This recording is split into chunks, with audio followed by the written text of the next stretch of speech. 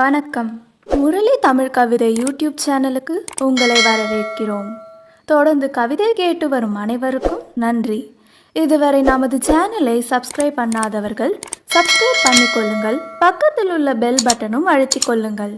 கவிதை பற்றி உங்கள் கருத்தை கமெண்ட் பக்கத்தில் பதிவு பண்ணுங்கள். பிடிச்சிருந்தா லைக் பண்ணுங்க, ஷேர் பண்ணுங்க. வாருங்கள், கவிஞரின் குரலில் இன்றைய கவிதை மழையில் நனைவோம். வணக்கம். தொடர்ந்து எனது கவிதை கேட்டு வரும் அனைவருக்கும் நன்றி. இன்றைய நம் காணொளியில் மதம் பற்றிய சிந்தனை துளிகள்தான் இன்றைய கவிதை வரிகள்.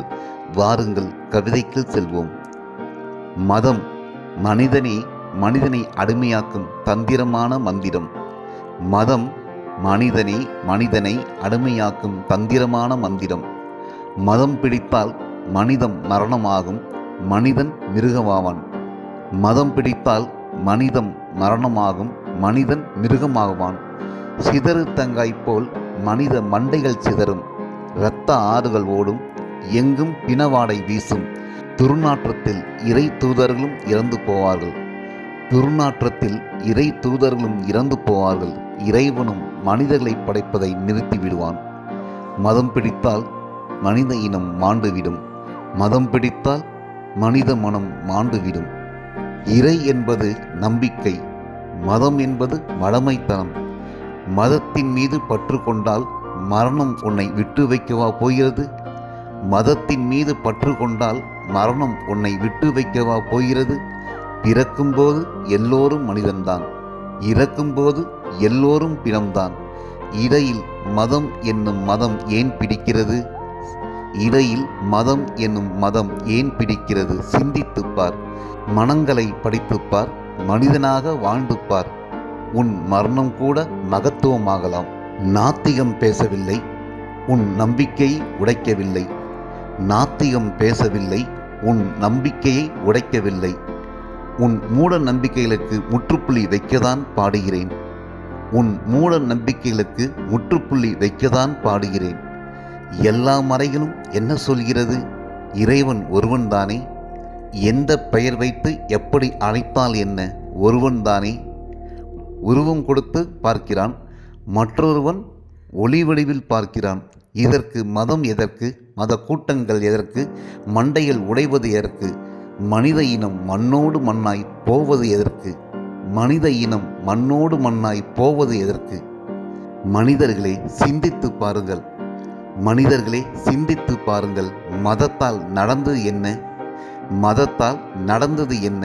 பல லட்சம் உயிர்கள் மாண்டதுதானே மிச்சம். பல லட்சம் உயிர்கள் மாண்டதுதானே மிச்சம். மதம் பிடித்த தலைவர்கள் பல மாளிகைகளை கட்டி வாழ்ந்தது சொச்சம். எச்சங்களாவது மனிதர்களாக வாழட்டுமே, சிந்தித்து பாருங்கள். எச்சங்களாவது மனிதர்களாக வாழட்டுமே, சிந்தித்து பாருங்கள். ஆறாம் அறிவு உனக்கு எதற்கு? ஆராய்ந்து பார்க்கதான். ஆறாம் அறிவு உனக்கு எதற்கு? ஆராய்ந்து பார்க்கதான்.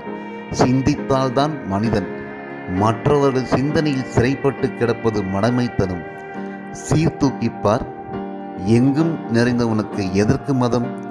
சீர்தூக்கிப்பார், எங்கும் நிறைந்தவனுக்கு எதற்கு மதம்? தொன்று தொட்டு வந்தது என்று சொல்லாதே, தொன்று தொட்டு வந்தது என்று சொல்லாதே.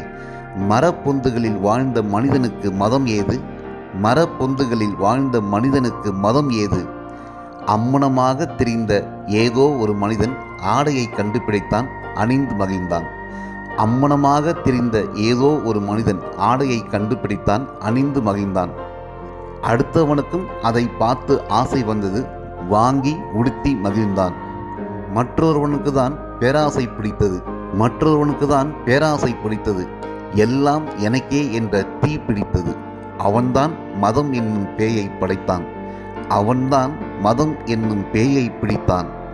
எல்லோரையும் அடிமையாக்கினான், ஆண்டு கொண்டிருக்கிறான். ஆராய விடாமல் ஆட்டி வைக்கிறான். அடிக்கடி பல உயிர்களை பலி கொடுத்து பயமூட்டி வைக்கிறான். எல்லோரையும் அடிமையாக்கினான், ஆண்டு கொண்டிருக்கிறான். ஆராய விடாமல் ஆட்டு வைக்கிறான். அடிக்கடி பல உயிர்களை பலி கொடுத்து பயமூட்டி வைக்கிறான். ஆராய்ந்து பாருங்கள். ஆறாம் அறிவை பயன்படுத்துங்கள், சிந்தித்தால்தான் மனிதன். ஆராய்ந்து பாருங்கள், ஆறாம் அறிவை பயன்படுத்துங்கள், சிந்தித்தால்தான் மனிதன். நன்றி. இந்த கவிதை உங்களுக்கு பிடித்திருந்தால் உங்கள் கருத்துக்களை கமெண்ட் பக்கத்தில் பதிவு செய்யுங்கள். மீண்டும் வேறு கவிதையுடன் உங்களை சந்திக்கிறேன். நன்றி, வணக்கம்.